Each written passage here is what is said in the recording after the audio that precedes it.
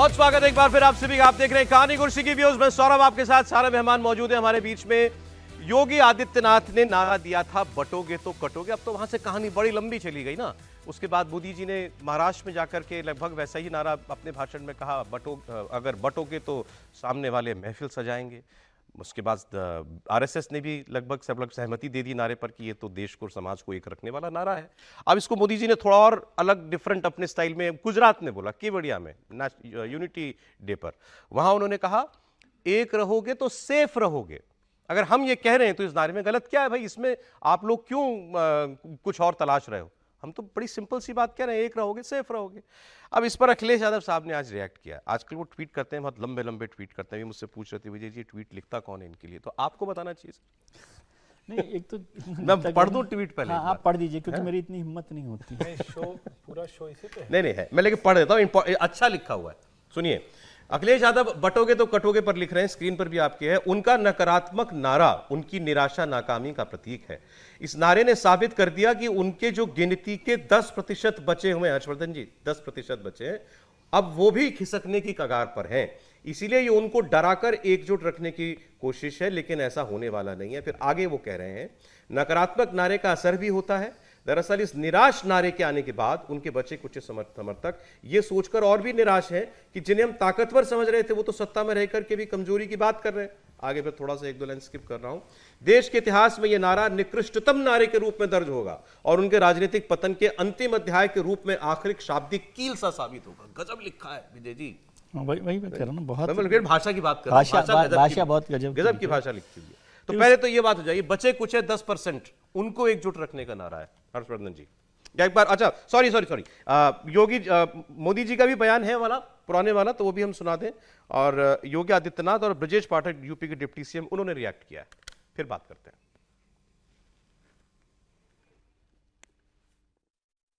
ऐसे लोग भारत में अस्थिरता, भारत में अराजकता फैलाने की कोशिश कर रहे हैं। वो भारत के आर्थिक हितों को चोट पहुंचाने में जुटी हैं। लोग भारत की सेनाओं तक को टारगेट करने में लगे हैं। मिस इन्फॉर्मेशन कैंपेन चलाए जा रहे हैं। सेनाओं में अलगाव पैदा करना चाहते हैं। ये लोग भारत में जात पात के नाम पर विभाजन करने में जुटे हैं। एकता की बात करना तक गुनाह बना दिया गया है। एक समय था जब हम बड़े गर्व के साथ स्कूल, कॉलेज में, घर में, बाहर सहज रूप से एकता के गीत गाते थे। और आज कोई अगर कह दे कि एक है तो सेफ है, तो ये लोग एक है तो सेफ है उसको भी गलत तरीके से परिभाषित करने में लगेंगे। जो लोग देश को तोड़ना चाहते हैं, जो लोग समाज को बांटना चाहते हैं, उन्हें देश की एकता अखर रही है। भाइयों, राष्ट्र से बढ़कर के कुछ नहीं हो सकता, कुछ नहीं हो सकता। और राष्ट्र तब सशक्त होगा जब हम एक रहेंगे, नेक रहेंगे, तभी नेक रहेंगे। बटेंगे तो कटेंगे। आप देख रहे हैं ना, बांग्लादेश में देख रहे हो ना, तो वो गलतियां यहां नहीं होनी चाहिए। बटेंगे तो कटेंगे, एक रहेंगे तो नेक रहेंगे, सुरक्षित रहेंगे और समृद्धि की पराकाष्ठा को पहुंचेंगे। हमें विकसित भारत की संकल्पना को साकार करने के लिए कार्य करना। आप जानते हैं कि हमेशा समाजवादी पार्टी के लोग वातानुकूलित कक्षों में बैठ करके गुंडे, बदमाश, माफिया, लुच्चे, लफंगों को पुष्पित पल्लवित करते रहते हैं। इनकी कथनी और करनी को प्रदेश जनता अच्छी तरह समझ चुकी है। लोकसभा के चुनाव में जो उन्होंने निगेटिव नैरेटिव सेट करने का असफल प्रयास किया था, जनता उन्हें समझ चुकी है। अब जनता इनकी दाल नहीं गलने देगी। इस उपचुनाव में भारतीय जनता पार्टी गठबंधन सहित सभी सीटों पर विजय दर्ज करेगी। तो वो पोस्टर भी देख लिया आपने अखिलेश जी के जो बाहर लगा हुआ कि जुड़ेंगे तो जीतेंगे, इधर बटेंगे तो कटेंगे, उधर जुड़ेंगे तो जीतेंगे। अखिलेश यादव कह रहे हैं ये नेगेटिव नारा है, हमारा नारा पॉजिटिव है। हर्षवर्धन जी, नहीं देखिए, कल भी हम लोग इस पर बात कर रहे थे। अब ठीक है, ये निगेटिव और पॉजिटिव राजनीति में कुछ होता है क्या, ये बड़ा महत्वपूर्ण है।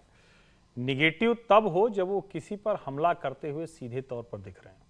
वो कह रहे हैं बटेंगे तो कटेंगे, इसमें निगेटिविटी कैसे आ गई? क्या आप सिर्फ हिंदुओं की बात कर रहे हैं? तो अगर देश की बात कर रहे हो, कह रहे हैं अफगानिस्तान हो गया, वो कह रहे हैं बांग्लादेश हो गया, तो सिर्फ हिंदुओं की बात कैसे हो गई?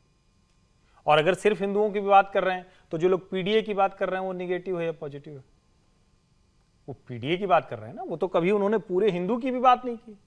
वो तो कहते हैं, और एक समय में तो मतलब अगर ये नारा निगेटिव है तो उनके पिताजी जो MY समीकरण चलाते थे उससे निगेटिव तो इस देश में कुछ हुआ नहीं। लालू प्रसाद यादव जो MY समीकरण चलाते थे वो ज्यादा निगेटिव हुआ। यानी यादव मुसलमान जोड़ना, दलित मुसलमान जोड़ना वो निगेटिव नहीं है, और हिंदू एक होना वो निगेटिव हो गया। भारतवर्ष में हिंदू एक होना कैसे निगेटिव हो गया? सबसे पहली बात तो ये। दूसरा, अखिलेश जी को थोड़ा सा तथ्य के तौर पर ध्यान देना। एक तो ये कि 40% पर भारतीय जनता पार्टी खड़ी हुई है। अगर हम उस बुरे दौर की याद करें जिसमें भारतीय जनता पार्टी की सीटें बहुत नीचे चली गई थी, 2002 में जब 91 में सत्ता में आए थे कल्याण सिंह के समय, तब वो 39-40 पहुंचे थे। उसके बाद जब 2002 में राजनाथ सिंह बने तब से पराभव शुरू हुआ 20%, और फिर 16 और 15% चले गए जब उमा भारती जी के नेतृत्व में 2012 वाला चुनाव लड़ा। 2012 में 47 सीटें रह गई, 47। लेकिन कभी भी भारतीय जनता पार्टी 10% के नीचे गई नहीं 1991 से, जब से भारतीय जनता पार्टी का कालखंड शुरू हुआ। और आज तो बीजेपी अपने पीक पर बैठी हुई। अब सवाल यहां ये है कि क्या इस बटेंगे तो कटेंगे जो योगी आदित्यनाथ का नारा है, इसने 2024 में 37 सीट से आह्लादित अखिलेश को डरा दिया है?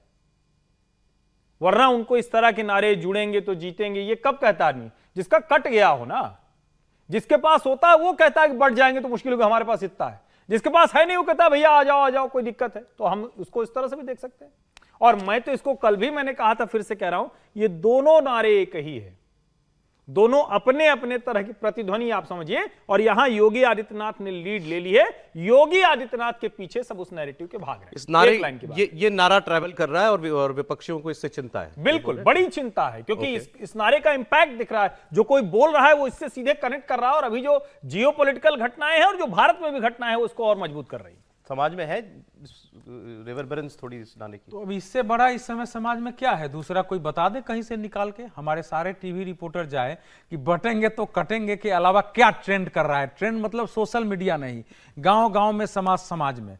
अब उतना ही नहीं, अब तो नारा लग रहा है शुंभ निशुंभ कौन, अहिरावण कौन, खरदूषण कौन। वो तो ऐसे ऐसे शब्दावली आ गए हैं। कल चंड मुंड भी कुछ वही ना, चंड मुंड। कल हमने चर्चा की, भाई चंड मुंड जो है, माता चंडिका तो चंड के ही वध करके माता चंडिका बनी है। वो तो राक्षसों को जिताने आए थे, कैसे उनको सादा मुंड ही फाड़ के फेंक दिया था। तो वो जो मतलब नारा कैची हो सकता है सर, ना कैची उसके मीनिंग होते हैं। हाँ, नहीं, लेकिन मुझे अंदर से लगे हाँ ये बात तो ठीक है, ये होना जरूरी है ना। जो लोग सुन रहे थे, जैसे कल योगी जी का भाषण चल रहा था, एक सज्जन मेरे पास बैठे थे, बोले कि ये योगी जी जो ये सब शब्द बोलते हैं किसी से बोला ही नहीं जा सकता है, एकदम सीधे समझ में आता है कि क्या बोल रहे हैं।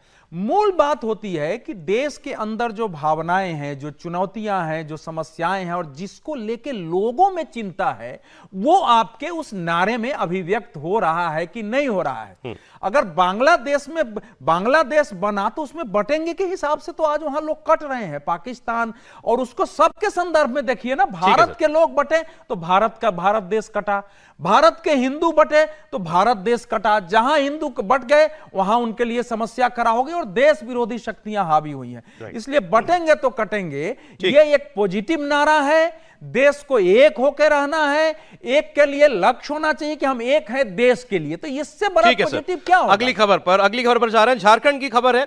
आप कहेंगे कि आज तो छोटी सी बात हुई, छोटी सी बात नहीं, बहुत इंपॉर्टेंट बात है ये कि हेमंत सोरेन की उम्र 5 साल में 7 साल कैसे बढ़ गई। आप कहेंगे अटपटी बात है, कागज में है ये। दरअसल 2019 के विधानसभा चुनाव के वक्त जो उन्होंने अपना चुनावी हलफनामा दाखिल किया उसमें उनकी आयु 42 वर्ष लिखी हुई थी, 42 ईयर्स। 5 साल के बाद अब फिर उन्होंने नामांकन किया तो एफिडेविट दिया, उसमें उनकी उम्र लिखी हुई है 49 ईयर्स। तो अब बीजेपी पूछ रही है ये कि आपने या तो पहले गलत बताया था, और पहले आपने अगर गलत बात बताई और गलत कागज दिया, उसके बाद आप 5 साल सरकार में रह लिए, तो इसका भी फैसला हो फिर ये इसको कैसे देखा जाएगा। और अगर आप इस बार गलत दे रहे हैं तो फिर इनका हलफनामा रद्द होना चाहिए। दो में से एक बात तो क्लियर हो, पहले गलत थे या इस बार गलत है। 5 साल में 7 साल उम्र कैसे बढ़ गई। अब ये कागज की बात है तो इंपॉर्टेंट बात है ये।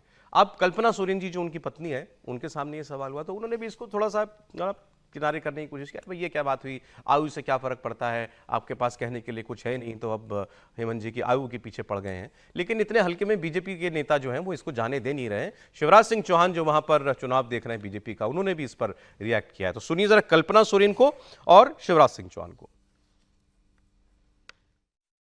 एज इतना बड़ा फैक्टर हो गया है, अगर देखिए उसमें टेक्निकली क्या टर्म को यूज किया जाता है, मैं उसके बारे में मैं अपना मेरी तरफ से बोलना गलत होगा। लेकिन मुझे लगता है कि अगर आप इतने डर गए हैं हेमंत सोरेन जी से कि आपको मुद्दा ही नहीं मिल रहा है और आप ऐसी ऐसी बातों को लेकर के आ रहे हैं जिससे आपको ये लग रहा है, आपको पता चल गया है, क्योंकि आप लोगों ने अपना भविष्य देख लिया है और आपका डर बता रहा है कि आप लोग हेमंत सोरेन से कुछ ज्यादा ही डर गए हैं जब से उनको जेल भेजा। और वो जो जेल भेज करके बाहर आए और हमारी आधी आबादी को एक सौगात देने का काम किया, लोगों की बिल माफी करने का काम किया, किसानों को बिल उनके ऋण की माफी करने का काम किया, आप इतना डर गए हेमंत सोरेन जी से। इसमें हार और जीत कहां से आ गई, ये तो बताओ कि 42 से 49 कैसे हो गए। इधर उधर की बात मत करो, तथ्य पे आओ। ये तथ्य को घुमाने की कोशिश क्यों करते हो। कल अगर वो 500 साल भी लिख दे तो बोलिए फैक्टर थोड़ी है, वो तो लिख दिया तो लिख दिया 500 साल। ये कोई बात होती है क्या। जी सर। विवाद जो है वो तो चल रहा है, लेकिन रिटर्निंग ऑफिसर जो है, जो उनकी कॉन्स्टिट्यूंसी है उसका, उनके रिटर्निंग ऑफिसर है गौतम भगत। उन्होंने कहा है कि CM Hemant Soren's as mention in his election affidavit for this year's assembly polls matched with his birth certificate and other documents. इस बार जो आयु बताई वो सही बताई, उनके बर्थ सर्टिफिकेट से मैच कर रही है, इसलिए उनका जो वो है तो पिछली बार नॉमिनेशन। और उन्होंने कहा गलत दिया था। हाँ, उन्होंने ये भी लिखा है कि पिछली बार क्या हुआ वो मेरे उसमें नहीं है, अधिकार क्षेत्र में, और वो इलेक्शन कह रहा है कि इस बार जो उन्होंने जो भी मैच किया वो मैच कर रही है, सही दिया है। हाँ, और सर्टिफिकेट हाई कोर्ट में वो चल रही है पिटीशन, तो वो उस पर तय करेंगे। लेकिन इस बार जो बर्थ सर्टिफिकेट दिया गया है और जो एज लिखी गई है, अगर रिटर्निंग अफसर की बात सही है कि इसलिए उन्होंने उसको रिजेक्ट नहीं किया। मैं कह रहा हूं कि अच्छा ठीक है कि इस बार जो सर्टिफिकेट दिया उन्होंने, बर्थ सर्टिफिकेट या व्हाटएवर एज प्रूफ, वो उससे मैच कर रहा है जो आयु अपनी लिखी हुई है। मतलब इस बार मान लें कि वो बात सही है कि he is actually 49 years old age on 2024। तो 2019 में फिर उनकी उम्र जो है वो गलत होगी। उसमें उन्होंने उसका भी जिक्र किया है, if there have been discrepancies, लेकिन तब उनकी उम्र 42 साल affidavit that it's not under my jurisdiction। वो भी बाकायदा एफिडेविट होता है। अभी रिटर्निंग ऑफिसर महोदय कैसे कह रहे हैं कि इनकी जुरिडिक्शन में नहीं है। अगर चुनाव के समय ही शपथ पत्र है, शपथ पत्र सरकारी दस्तावेज होता है, नोटरी के द्वारा वो सत्यापित होता है, तो चाहे 19 में दिया गया हो चाहे 24 में दिया गया होगा, तब भी तो बर्थ सर्टिफिकेट या कोई हलफनामा लगा होगा। तो दोनों में से कैसे अंतर आ सकता है। और रिटर्निंग ऑफिसर अगर ये कह रहे हैं कि हम इसके आधार पर हमने नहीं किया, उनको तो सवाल पूछना चाहिए था, उनको कहना चाहिए था दोनों मैच करने का। और ये बड़ा सवाल होता है। ठीक है, कई बार होता है कि नहीं, वो कह रहे हैं इस बार मेरे सामने यही जो भरा होगा नॉमिनेशन फॉर्म में वो लेकिन बर्थ सर्टिफिकेट असली है, ये कैसे रिटर्निंग अफसर ने सिर्फ बर्थ सर्टिफिकेट मसला नहीं है सर, बर्थ सर्टिफिकेट भी या तो कई बर्थ सर्टिफिकेट बने। ये उन्होंने बोला ही नहीं, उन्होंने सिर्फ रिटर्निंग अफसर ने इतना कहा है कि जो बर्थ सर्टिफिकेट हमारे सामने जो दिया गया है और जो आयु बताई गई है वो मैच कर रहे हैं। तो ये तो क्या है, सरकारी अफसर जो होता है ना, अपनी बचाव में एक लाइन लिख दिया उसने कि भाई हमारे सामने तो यही है। अब बर्थ सर्टिफिकेट यहाँ है, बर्थ सर्टिफिकेट पीछे। अगर कोई दूसरी पार्टी जाके आपत्ति करती है, सुनिए हर्षवर्धन जी ठीक बोल रहे हैं, कोई दूसरी पार्टी जाके जब आपत्ति कर देती है तो आपका फर्ज बनता है उसको जांच के देखना। अब वो हाई कोर्ट में चल रहा है, वो तो अपनी जगह चलेगा। अभी व्यूअर्स के मन में भी सवाल होगा, क्या ये इतना बड़ा मुद्दा है समीर जी? देखिए, संजय सेठ ने यह मामला उठाया जो केंद्रीय रक्षा राज्य मंत्री है, वो चुनाव आयोग के पास गए थे और उन्होंने कहा कि भाई उनकी 5 साल में 7 साल की उम्र बढ़ गई है। उन्होंने जिसे आधार बनाया वो 2019 का एफिडेविट को उन्होंने आधार बनाया है, जबकि जो उनके आईडी कार्ड है, वोटर आईडी कार्ड है, उनका आधार कार्ड है, उसमें उनकी जन्म तारीख 10 अगस्त 1975 है सब जगह। और जो बरहेट से जो चुनाव लड़ रहे हैं उन्हें जो एफिडेविट दिया उसमें उन्होंने जिक्र कराया कि 10 अगस्त 1975 का दिया, और जो आईडी लगाई है बर्थ आईडी वो सारी 10 अगस्त 1975 के डॉक्यूमेंट्स उस आधार से वो 49 साल है। तो रिटर्निंग ऑफिसर यह कहना है कि भाई जो डॉक्यूमेंट्स मेरे सामने आए वो जो उनके बर्थ सर्टिफिकेट के जो आईडी है, जो आधार कार्ड है, पैन कार्ड, आधार कार्ड है, और जो इलेक्शन वोटर आईडी कार्ड है, 2019 में गलत एज बताई थी। हाँ, उनका कहना है कि उन्होंने ये जिक्र किया संजय सेठ ने कि भाई 2019 में कहा था। उन्होंने कहा मुझे 2019 में क्या हुआ था ये मेरा कंसर्न नहीं है, आज मेरे सामने जो मामला आया है उसके हिसाब से मुझे सही प्रतीत होता है, और जो पुराना मामला है वो अगले मान लीजिए, अब ये केवल हाइपोथेटिकल सवाल है मेरा, कि ये साबित हो जाए कि 2019 में उन्होंने गलत एज प्रूफ दिया था या गलत एज बताई थी, उसके बाद तो वो चीफ मिनिस्टर रह लिए 5 साल। अब तो क्या कर लेंगे? खत्म हो कुछ नहीं, वो तो कहानी खत्म होगी ना, कोई कार्रवाई नहीं हो सकती, कोई नहीं हो सकती। अब इस मामले में तो हो गया जो होना था, तो कोर्ट को पहले निर्णय लेना था, अब तो मामला चला गया ना, उसमें कुछ नहीं हो सकता। अब देखिए चल, अब इस पर आगे क्या निकलता है। एक वीडियो हेमंत बिश्वा शर्मा ने डाला है, छोटा सा वीडियो है, अच्छा वीडियो है, इसलिए मैं आपको वो दिखा रहा हूं। हेमंत बिश्वा शर्मा की छवि आमतौर पर क्या है कि वो मुसलमानों के खिलाफ बोलते हैं, मैंने मदरसे बंद कर दिए, मैंने ये कर दिया, सारा जो है उनके भाषण, स्पीच और बोलते भी बड़ा तीखा है। अब उन्होंने एक वीडियो डाला कि मैं हेलीकॉप्टर से उतरे होंगे और आगे जा रहे होंगे, तो आमतौर पर वहाँ बल्लियाँ लगी होती हैं, तो कुछ लोग आते हैं, वो ग्रीट कर, मतलब उनको अच्छा लगता है नेता को देखना मिलना, हेलीकॉप्टर देखने के लिए आ जाते हैं बहुत लोग, तो वो भी उनसे हाथ मिलाते हुए आगे बढ़ रहे थे। इतने में उनको दिख गया छोटा सा बच्चा, बच्चे के माथे पे चोट लगी हुई थी। तो उन्होंने पूछा क्या हो गया तुमको, उसने बताया मुझे चोट लगी, उसने बताया, उन्होंने नाम पूछा, तो उन्होंने कहा मेरा नाम है साहिल आलम, मुस्लिम बच्चा छोटा सा। तो अपने साथ एक जो अफसर या कुछ होंगे या नेता चल रहे होंगे, उनको बताया कि ये इसका नाम साहिल आलम है, इसका पता करो क्या है और इसका इलाज करवाओ। और फिर वो उन्होंने डालाया। अच्छा, ट्वीट बड़ा मजेदार है।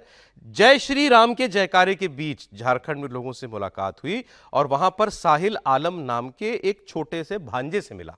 भांजा, ये भी मतलब दूसरे मामा जी की तरह ये भी मामा जी ही हैं, जिसे एक छोटी मेडिकल इश्यू है, उसका इलाज का बंदोबस्त हम करेंगे ताकि वो जल्दी स्वस्थ हो सके। देख लीजिए वीडियो।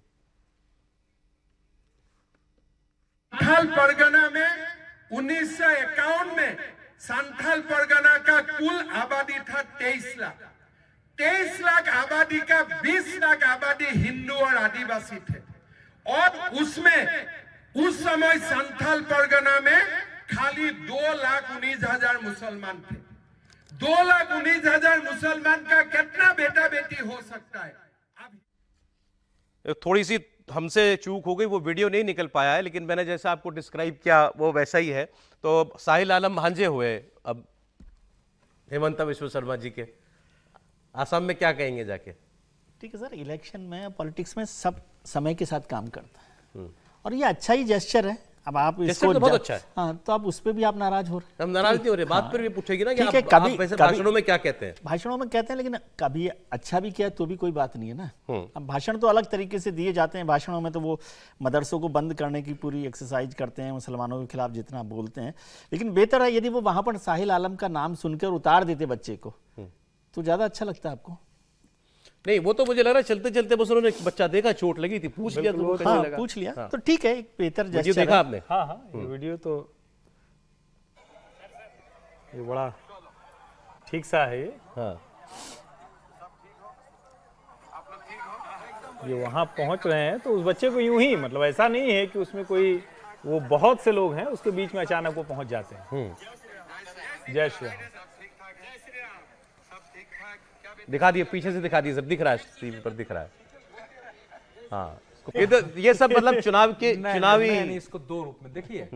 किसी पॉलिसी पर, मुस्लिम कट्टरता पर बोलने का ये अर्थ नहीं है कि हेमंत बिश्वा शर्मा या कोई भी एक मनुष्य के नाते या एक नेता के नाते जो उनका भारत के नागरिक के प्रति दायित्व है वो भूल गया हूं। ये केस कभी असम में नहीं आया है कि किसी मुस्लिम के इलाज में समस्या हो, उसकी शिक्षा में समस्या हो, उसके कल्याणकारी कार्यक्रम में समस्या हो। मोदी जी के बारे में भी ऐसा ही कहा। मोदी जी मुख्यमंत्री बने तो उनको याद आया कि हमारा स्कूल का एक दोस्त था जो हज करने जाना चाहता था। उन्होंने ढूंढवाया कि अब तो राज्य में हूं डुरवाया जो कहाँ है, फिर उसको धूर के बुलवा के उसके हज की व्यवस्था कराई, उसको हज करवाया।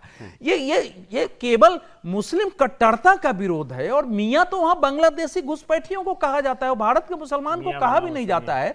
और अवैध मदरसों को बंद करना, वो तो मुसलमानों के अंदर से भी मांग हो रही है कि मदरसे हमारे यहाँ गलत शिक्षा दे रहे हैं, वो एक अलग पक्ष होता है। लेकिन क्या बीजेपी के किसी मुख्यमंत्री ने, वो हेमंत बिश्व शर्मा हो, योगी आदित्यनाथ हो, मुसलमानों को उनके वास्तविक अधिकारों से, उनके न्यायपूर्ण अधिकारों से कभी वंचित करने की एक घटना हुई हो, कोई बता दे? यही तो समस्या है हमारे देश में। चलिए ठीक है सर।